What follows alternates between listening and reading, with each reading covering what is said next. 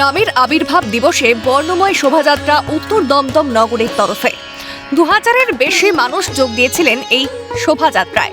প্রথমেই দেখা যায় আরতি করছেন এক মহারাজ, এছাড়াও হাতের ত্রিশূল, শঙ্খ কিংবা ধ্বজা নিয়ে দেখা গেল সাধু সন্ততিদের।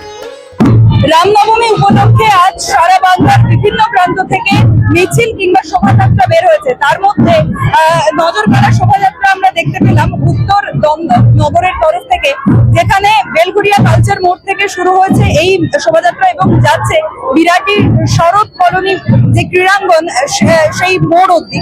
এবং এই শোভাযাত্রার সবচেয়ে আকর্ষণীয় দিক যেটা দেখলাম, এখানে উপস্থিত হয়েছেন বাংলার বিভিন্ন জায়গার যে মঠ রয়েছে সেখানকার সাধু সন্তরা এবং মহারাজ স্বয়ং এই মিছিলের সামনে তিনি আরতি করছেন। এছাড়া হাতে ত্রিশূল, ধামসা, মাদল, করতাল নিয়ে মিছিলে যোগ দিয়েছেন সনাতনীরা। মহাকালী নৃত্য, রাম লক্ষণ সীতার রথ, বাইক র্যালি, রাস্তায় অগ্নি আলপনা দিতেও দেখা গেল। রণপা, ধামসা, মাদল, সাঁওতাল নৃত্য, অঘরী তাণ্ডব সহ সব মিলিয়ে এদিনের উত্তর দমদম নগরের শোভাযাত্রা ছিল একেবারে চোখ ধাঁধানো।